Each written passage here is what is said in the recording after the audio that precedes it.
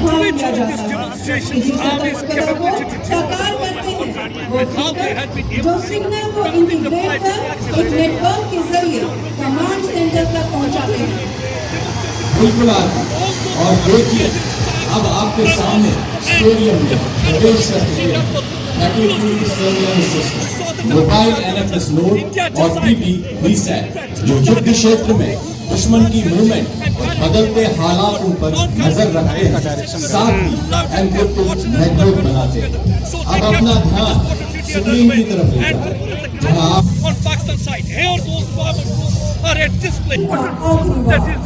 Modern technology के आने से एरियल सर्विलेंस एक जरूरत बन गई है। इसी को साकार कर रहे हैं इनमें AI enabled precise target detection, target tracking और साथ ही सर्विलेंस की क्षमता है और हम जरूरत पड़ने पर इन्हें तालिका से रोकने भी इस्तेमाल करते हैं। इनके ऊपर उड़ते हैं हमारे सर्विलेंस ड्रोन जो हर रास्ते हर रोड और दुश्मन से हर कदम पर नजर रखते हैं। आकाश की ऊंचाइयों में उड़ते हैं लॉन्च दुश्मन के इलाके की गतिविधि हर हलचल और हर मंसूबे की तरफ वो खड़े हैं। इसका जीवन उदाहरण है mobile portable counter drone system और hand held counter drone system.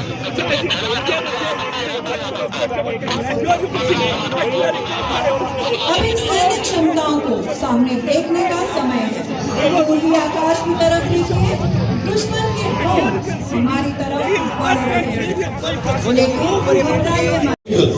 Light specialist vehicle और स्पेशलिस्ट मोबिलिटी व्हीकल जब इन्फेंट्री आगे बढ़ती है तो वक्त और सर्वाइवेबिलिटी टास्क को अंजाम देते हैं। सर्वत्र के आदर्श वाक्य के साथ हर दिशा, हर निर्णय और हर परिस्थिति में कॉम्बैट इंजीनियर्स अपने शौर्य, कौशल और अदम्य संकल्प से विजय सुनिश्चित करते हैं। पहुंच गए थे, वहां से जमकर उस किले की ओर अब बढ़ रहे हैं। इसी कार्रवाई को आपने स्क्रीन पर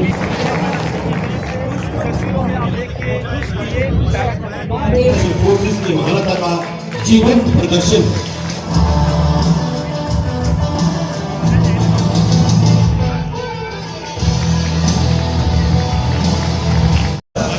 आपके सामने कुछ ही क्षणों में होंगे स्वान ड्रोन जैसे बेलुगा, मैकरल और ये नई पीढ़ी में भारत का एक मिनट स्क्वाड 4 लॉजिस्टिक्स में टारगेट एरिया के नजदीक फास्टिंग गोल स्लिदरिंग द्वारा इंतजाम होगा। इनके साथ लाइट स्पेशलिस्ट व्हीकल पर सवार है न्यू जनरेशन टाइप रेफर से स्पेशल फोर्सेस के ये आप stadium number 2 It's more of a bogey. He wants to prevent us from taking any strong action. So he plays this nuclear bogey card. So it's a kind of bluff he's doing, which we have to call out that. So that is our stance. We will not get deterred by his nuclear bluff. Mr. Pradeep. My question, Pradeep Datta from NDTV. Sir, in your speech you said that they were trying to lie and they अपने हाकाओं के पास भाग रहे थे, they were running towards them. Can you just elaborate on that and how strong will be Operation 2.0 in case there is any misadventure from their side? Okay. सिंदूर में जैसा आपने देखा कि हमने 7 तारीख को उनके सभी टेररिस्ट बेसिस पर हमला किया था। उसके बाद उन्होंने कुछ जवाबी कार्रवाई की और उसके जवाब में जो हमने उनके मिलिट्री बेसिस, एयर बेसिस को जिस तरह से बर्बाद किया, उसके बाद उसने फिर सीज फायर की मांग की। और सीज फायर की मांग सिर्फ डायरेक्टली हमसे नहीं की, हमको लगता है कि और भी देशों के पास उसने अपना ये मैसेज भेजा कि हमें इंडिया से सीज फायर करना। तो ये था, हमारा मानना है कि वो हमसे लड़ाई लड़ने की क्षमता उसके पास नहीं है। जहां भी उसको हम चोट पहुंचाएंगे तो वो कोशिश करेगा कि हम इंडिया के साथ किसी तरीके से सीज फायर हासिल कर लें। How strong will be your response for 2.0 in case there is any misadventure? That was the second part of the question. The response will be stronger than what we have done in Op Sindoor. How much we respond, till what level we go, It all depends on the situation prevailing on that particular day, on that particular time. But we are very sure that we have to respond harsher than what we have done last time. Sir, you said कि sir Pankaj Sharma news 24 से आपने कहा इस बार जो युद्ध होगा वो निर्णायक होगा। पूरे देश ने दुनिया ने देखा कि ऑपरेशन सिंदूर में पाकिस्तान को बेहद ज्यादा नुकसान हुआ, लेकिन लॉन्चिंग पैड दोबारा एक्टिव हुए हैं, ट्रेनिंग कैंप दोबारा एक्टिव हुए हैं। ऐसे में सर सिंदूर 2 के लिए भारतीय सेना कितनी तैयार, दुश्मन को क्या चेतावनी रहेगी? ये मैंने जो स्पीच दी थी उसमें भी कहा था कि हमारी तैयारी जारी है और हमको तैयारी रखनी है।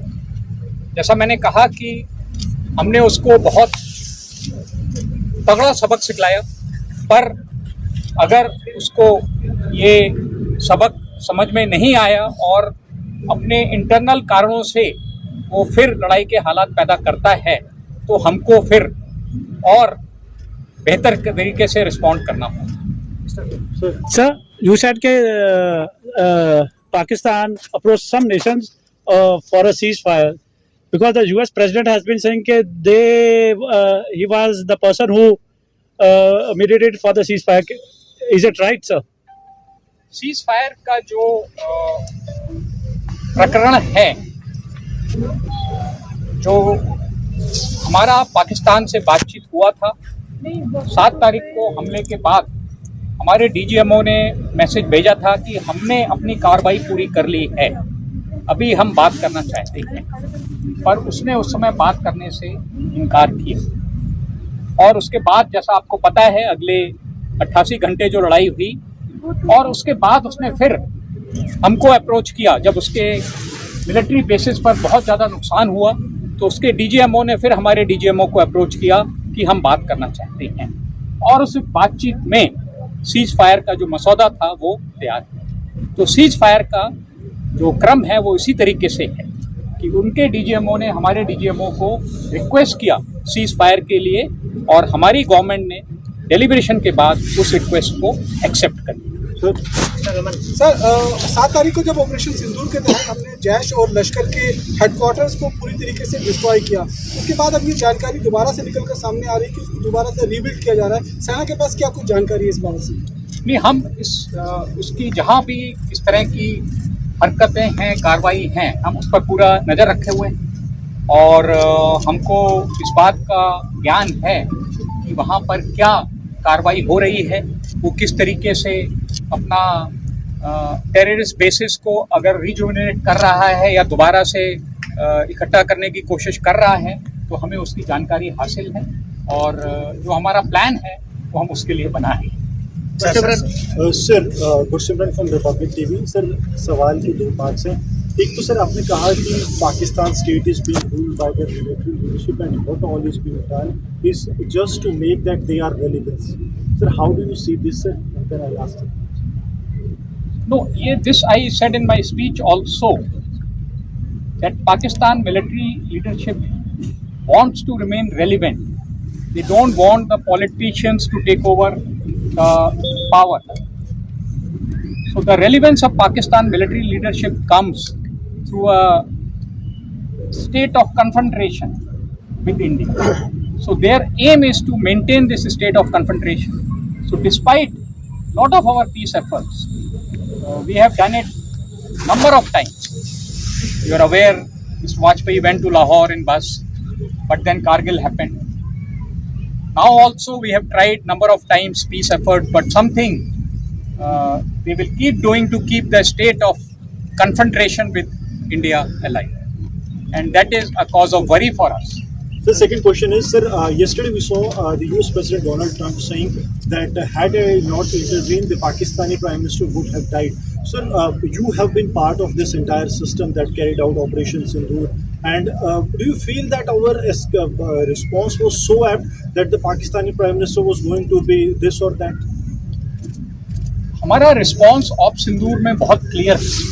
हमने किसी भी सिविलियन एरिया को टारगेट नहीं किया, हमने शुरू में सिर्फ टेररिस्ट बेसिस को टारगेट किया और जब पाकिस्तान ने रिस्पॉन्स में हमारे कुछ मिलिट्री ठिकानों पर हमला किया तो उसके जवाब में हमने उसके मिलिट्री ठिकानों पर हमला किया। इससे ज़्यादा हमारा ऑपरेशन सिंदूर में कोई एम नहीं।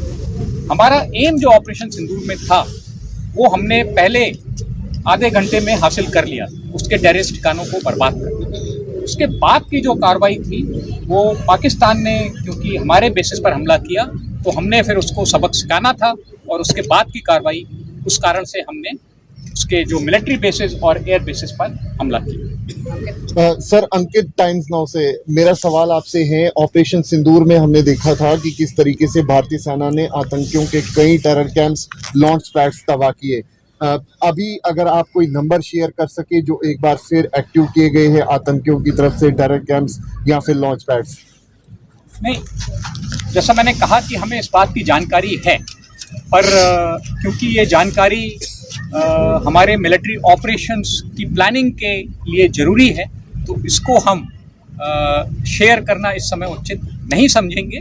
पर आप ये मान के चलिए कि जो भी कार्रवाई पाकिस्तान में हो रही है टेरर इंफ्रास्ट्रक्चर को लेकर के हम उस पर नज़र रखे हुए। सर, मेरा सवाल दहशतगर्दों से जुड़ा हुआ है क्योंकि आपने अपनी स्पीच में दहशतगर्दों का भी जिक्र किया और ये साल अगर हम माने तो आपके लिए काफ़ी लकी रहा है क्योंकि आपको काफ़ी हिट्स मिली है। तो सर, इंटरनल और इंटरलैंड में जो सिक्योरिटी थ्रेट है या जो सिनेरियो है मिलिटेंसी का, उस पर सर कुछ आप लोगों ने देखा है कि जो भी मिलिटेंसी के पैरामीटर हैं वो जम्मू और कश्मीर में लगातार नीचे आई। हालात जम्मू एंड कश्मीर में बहुत सामान्य है, पर जैसा कि मैंने कहा कि ये पाकिस्तान की सोची समझी साजिश है कि कुछ टेररिस्ट दहशतगर्दों को भेज करके वो माहौल को बिगाड़ना चाहता है। उसके लिए हमारी सेना और सिविल एडमिनिस्ट्रेशन के सभी डिपार्टमेंट्स पूरी तरह से तैयार हैं और जहाँ भी हमको इस चीज़ की खबर मिलती है हम उसके खिलाफ बहुत इमीडिएट और प्रॉम्प्ट एक्शन लेते हैं। जैसा आपने देखा कि इस वर्ष कई सक्सेसफुल ऑपरेशन में हमने उसके जो टेररिस्ट हमारे देश में गड़बड़ी फैलाने आए थे उनको न्यूट्रलाइज किया है। सर, ये ट्रेंड मिलिटेंट्स हैं या पाकिस्तान के कुछ रेगुलर्स भी हैं जो मारे गए हैं या जिस तरह जो एक्टिव हैं उनके बारे में? इसके बारे में जब भी कोई टेररिस्ट का न्यूट्रलाइजेशन होता है डिटेल्ड रिपोर्ट हम जारी करते हैं उसकी आइडेंटिटी को लेकर के, उसके बारे में जो भी जानकारी है तो वो सारी रिपोर्ट्स ऑपरेशन के बाद हमेशा अवेलेबल करा दी। सक्रिय है सर कुछ एक्टिव रेगुलर पाकिस्तानी आर्मी के जो कुछ है? पाकिस्तान आर्मी का सपोर्ट है। हमको लगता है कि इन्फिल्ट्रेट कराने में पाकिस्तान आर्मी भी सपोर्ट कर रही है और जो टेररिस्ट ट्रेन होकर आ रहे हैं हो सकता है उनकी ट्रेनिंग में भी पाकिस्तान आर्मी मदद करे। भाई, सेकंड क्वेश्चन सर, दो क्वेश्चन है मेरे। पहला क्वेश्चन ये है कि आपने स्पीच में कहा कि इस बार अगर ऑपरेशन सिंदूर 2 होता है तो पाकिस्तान के अंदर घुस के जो है वो मारा जाएगा, तो क्या इस चीज़ की प्लानिंग आप लोग कर चुके हैं कि अगर ऑपरेशन 2 होगा तो पाकिस्तान को एक तरह से बड़ा नुकसान आप पहुँचाएंगे? और दूसरा सवाल ये है कि हमने देखा ड्रोन्स जो है उसका इस्तेमाल, इसमें ऐसा लगा ड्रोन वॉर चल रही है। अभी भी पाकिस्तान की तरफ से हर दिन कभी ड्रोन्स की इनपुट्स हमें मिलते हैं। हम कितने प्रिपेयर हैं और क्या आप ड्रोन्स का इस्तेमाल हर जगह बॉर्डर्स पे आप उस तरह हम भी कर रहे हैं उस तरह? Sir, can you elaborate on the drone part? पहला जो सवाल था पाकिस्तान को घुसकर मारने का, वो तो ऑप सिंदूर में भी हमने किया। उसके कई इलाकों को जो कि उसके हार्टलैंड पंजाब में हैं, हमने वहाँ पर एक तरीके से उनके बेसिस को बर्बाद किया और ऑपरेशन सिंदूर 2 में हम उसको किस तरह से आगे ले जाएंगे ये एक ऑपरेशनल प्लान है और आप ये मान के चलिए कि इसके लिए हमारी तैयारी जारी है। और जैसा मैंने कहा कि ड्रोन्स हमारी इस तैयारी का एक बहुत बड़ा हिस्सा है क्योंकि ड्रोन्स हर ऑपरेशन में ड्रोन्स का इस्तेमाल आज की तारीख में हो रहा है, तो हम भी ड्रोन्स में बहुत महारत हासिल कर रहे हैं। So, as you said, many drones have been manufactured indigenously. Can you little elaborate on that? Or how many drones were shot down last time? अभी आपने आज के प्रदर्शन में जो ड्रोन्स देखी उसमें ज़्यादातर ड्रोन्स वो हैं जो हमारे वेस्टर्न कमांड की वर्कशॉप्स ने खुद ही बनाई, यानी कि ड्रोन्स का फैब्रिकेशन हमने आर्मी में भी शुरू कर दिया है और काफ़ी बड़े स्केल पर हम ड्रोन्स को फैब्रिकेट कर रहे हैं क्योंकि हमारी क्या ज़रूरत है, हमें क्या टेक्नोलॉजी चाहिए, ये हमें अपनी वर्कशॉप्स में बहुत बेहतर तरीके से हम ड्रोन्स को बना पाते हैं। Sir, one last question, because you said we have seen that they are continuing with the terror-related activity. They continue to bleed in their 1,000 cut even after Operation Sindoor. Things are continuing. You mentioned in your speech also. You think that the time has come. Next time we need to occupy their land. Only then we'll be able to call their bluff and tell their people what actually the truth and the reality is. Because they continue with the fake narrative as they made field marshal a failed marshal a field marshal. तो आपने सवाल भी पूछ लिया, उसका जवाब भी दे दिया है। तो Sir, question, what do you think is, because you said that's what I did. नहीं, हमारा प्लान है, जैसा मैंने कहा कि पिछली बार जो हमने किया, इस बार हम कुछ और करेंगे, उससे बढ़कर करेंगे। किस हद तक करेंगे और कितना अंदर जाकर करेंगे, ये ऑपरेशनल प्लान का डिटेल है।